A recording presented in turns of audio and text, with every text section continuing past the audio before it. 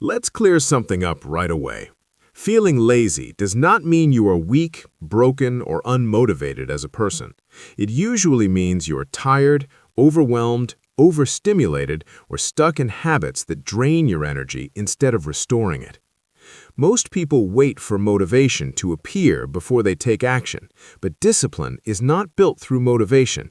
It is built through systems, identity, and small decisions repeated daily, especially on the days you feel like doing nothing. One of the biggest mistakes people make when trying to become disciplined is believing that discipline should feel intense, heroic, or painful. In reality, true discipline is quiet and almost boring. It's choosing to do the small thing you said you would do, even when no one is watching and your emotions are pushing you in the opposite direction. Discipline is not about forcing yourself to work harder. It's about removing friction between you and the action you want to take. Laziness often appears when the task in front of you feels too big. Your brain sees it as a threat, so it looks for comfort instead. Scrolling your phone, lying in bed, or procrastinating are not signs of laziness. They are avoidance behaviors. The fastest way to break this pattern is to shrink the task until your brain stops resisting it. Don't aim to work for an hour. Aim to work for 5 minutes. Don't aim to finish everything. Aim to start one tiny step. Starting is the real battle. Another powerful shift is understanding that discipline follows energy, not willpower. If you are constantly tired, sleep-deprived, dehydrated, or mentally overloaded, discipline will feel impossible. Building discipline begins with respecting your body. Getting enough sleep, eating properly, moving your body regularly, and taking short breaks are not optional extras, they are the foundation. You cannot expect high discipline from a burned-out system. Your environment also plays a massive role in how disciplined you feel. If distractions are always within reach, your brain will choose the easiest option every time. Discipline becomes much easier when the environment is designed correctly. Put your phone in another room.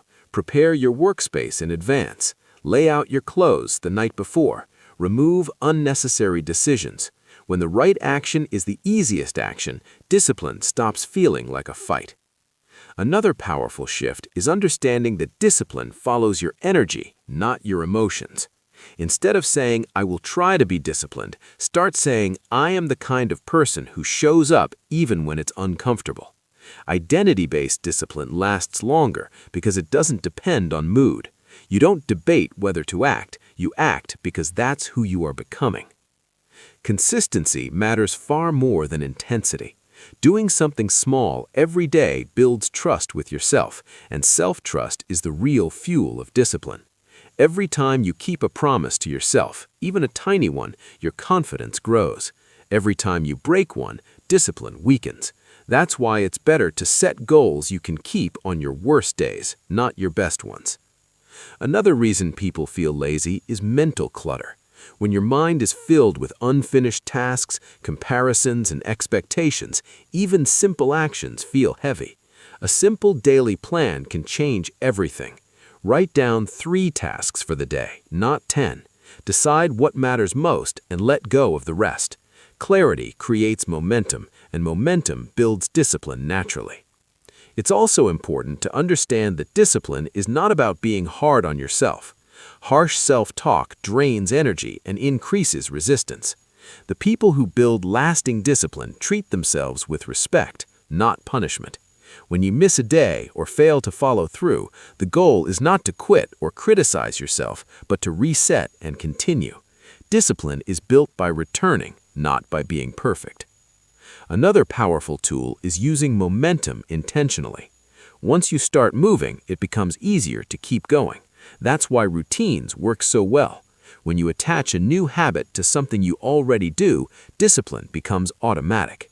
For example, studying after breakfast, working out after waking up, or journaling before bed. You don't rely on motivation, you rely on structure. Many people sabotage their discipline by comparing their progress to others. Comparison creates pressure, and pressure creates avoidance. Everyone has different energy levels, responsibilities, and timelines. The only comparison that matters is whether you are more consistent than you were yesterday. Discipline grows in a private space, not in competition. You also need to redefine what success looks like on lazy days. Success is not maximum output, it is showing up. If you planned to study for an hour and only studied for 10 minutes, that still counts. If you planned to work out and only stretched, that still counts. Discipline is not broken by doing less, it is broken by doing nothing and giving up.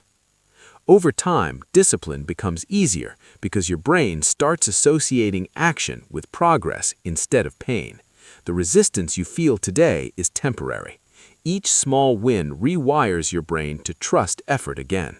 What once felt impossible slowly becomes normal, and what felt normal becomes effortless.